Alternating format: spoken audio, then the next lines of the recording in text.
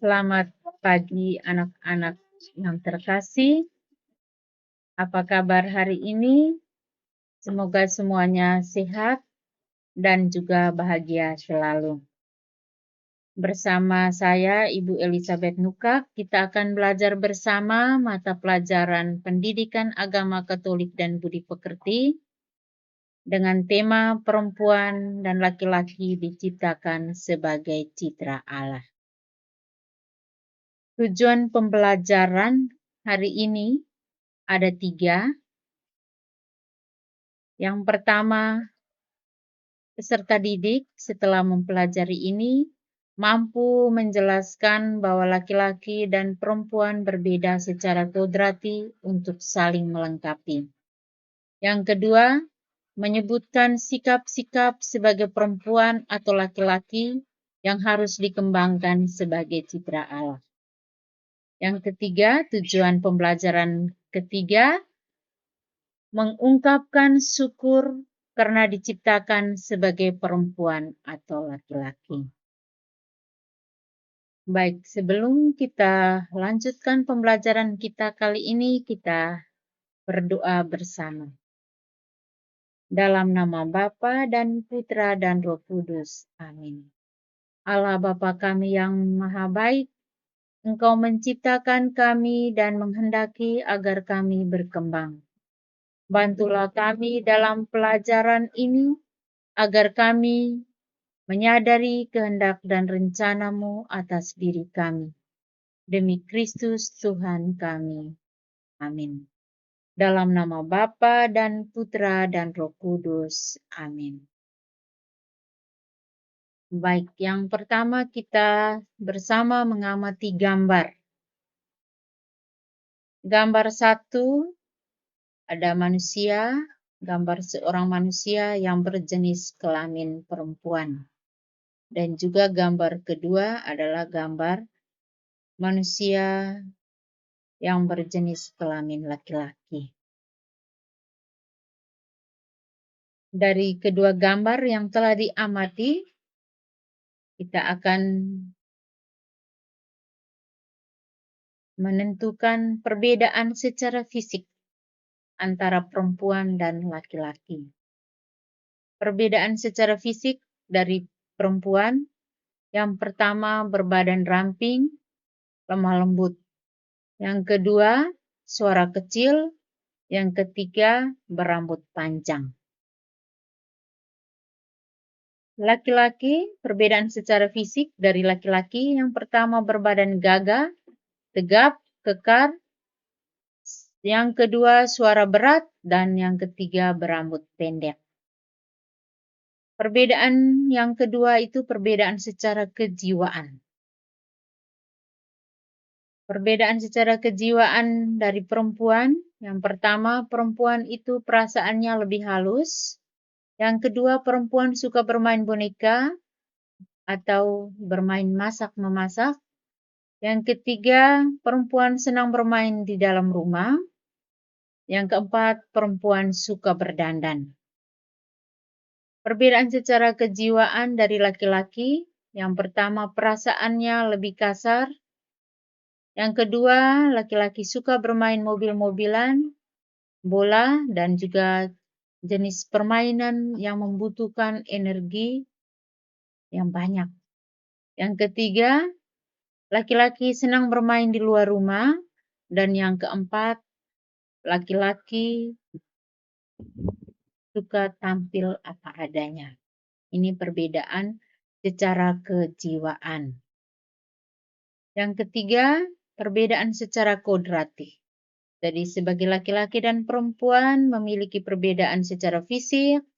Yang kedua itu perbedaan secara kejiwaan, dan yang ketiga itu kita lihat perbedaan secara kodrati. Secara kodrati perempuan dapat mengandung, dapat melahirkan, dan juga dapat menyusui. Lalu kita lihat perbedaan secara kodrati dari laki-laki. Laki-laki tidak dapat mengandung, tidak dapat melahirkan, dan juga menyusui.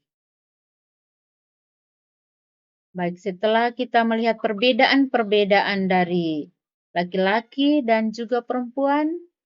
Sekarang kita akan mendalami bacaan kitab suci, mendalami pesan kitab suci dari kitab Kejadian bab 1 ayat 26 sampai 28. Tuhan menciptakan laki-laki dan perempuan.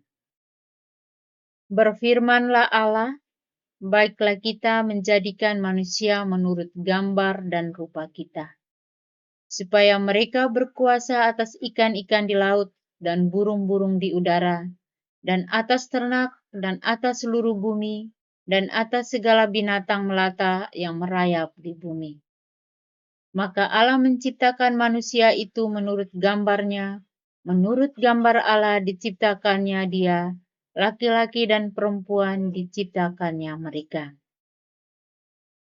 Allah memberkati mereka, lalu berfirman kepada mereka, beranak cuculah dan bertambah banyak, penuhilah bumi dan taklukkanlah itu, berkuasalah atas ikan-ikan di laut dan burung-burung di udara dan atas segala binatang yang merayap di bumi. Setelah kita membaca, mendalami bacaan kitab suci dari Kejadian bab 1 ayat 26 sampai 28. Kita akan melihat isi dari bacaan tersebut, bahwa yang pertama, Allah menciptakan manusia laki-laki dan perempuan menurut gambar dan rupa Allah. Jadi Allah menciptakan manusia laki-laki dan perempuan menurut gambar dan rupanya. Yang kedua, meskipun berbeda secara kodrati, keduanya memiliki derajat yang sama. Jadi laki-laki dan perempuan memiliki perbedaan secara kodrati, tetapi mereka memiliki derajat yang sama. Yang ketiga, mereka bertugas membantu Allah untuk melahirkan manusia baru dan menguasai alam lingkungannya. Yang keempat, mereka menaklukkan alam dengan bekerja, mengolah dan memelihara alam, supaya membahagiakan pribadi, keluarga, dan masyarakat. Yang kelima, kita harus bersyukur kepada Tuhan yang telah menciptakan kita sebagai perempuan atau laki-laki. Setelah mendalami kitab suci, kita refleksi dan juga aksi. Refleksi dan aksi ini, aksi atau niat yang harus kita lakukan setelah mempelajari materi ini untuk kita laksanakan di hari-hari selanjutnya. Apakah saya sudah menghargai orang-orang yang berbeda jenis kelamin di lingkungan tempat saya berada? Apakah saya sudah menghargai orang-orang yang berbeda jenis kelamin di lingkungan tempat saya berada? Apakah saya telah berusaha sungguh-sungguh untuk bekerja sama dengan orang-orang yang berbeda jenis kelamin untuk saling melengkapi? Apakah saya telah berusaha sungguh-sungguh untuk bekerja sama dengan orang-orang yang berbeda jenis kelamin untuk saling melengkapi? Baik, anak-anak yang terkasih, manusia sebagai citra Allah hendaknya menunjukkan bahwa pada kodratnya manusia laki-laki dan perempuan memiliki keistimewaan sebagaimana dikehendaki Allah. Keistimewaan perempuan dan laki-laki menunjukkan peran, tugas, serta tanggung jawab yang saling menyempurnakan di antara keduanya. Laki-laki dan perempuan hendaknya mampu bekerja sama dan saling menghargai satu dengan yang lain. Baik, kita akhiri pembelajaran hari ini. Kita akhiri dengan doa penutup. Mari kita sama-sama mendaraskan Mazmur bab 8 ayat 2 sampai 10. Dalam nama Bapa dan Putra dan Roh Kudus. Amin. Ya Tuhan, Tuhan kami, betapa mulianya nama-Mu di seluruh bumi. Keagungan-Mu yang mengatasi langit dinyanyikan. Dari mulut bayi-bayi dan anak-anak yang menyusu, telah Kau letakkan dasar kekuatan karena lawan-Mu, untuk membukamkan musuh dan pendendam. Jika aku melihat langit-Mu, buatan jari-Mu, bulan dan bintang-bintang yang Kau tempatkan, apakah manusia sehingga Engkau mengingatnya? Apakah anak manusia sehingga Engkau mengindahkannya? Namun, Engkau telah membuatnya hampir sama seperti Allah dan telah memahkotahinya dengan kemuliaan dan hormat. Engkau membuat dia berkuasa atas buatan tangan-Mu. Segala-galanya telah Kau letakkan di bawah kakinya.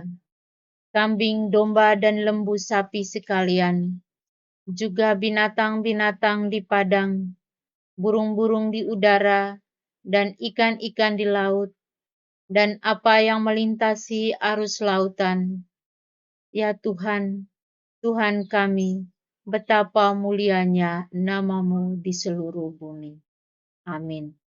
Dalam nama Bapa dan Putra dan Roh Kudus. Amin. Terima kasih.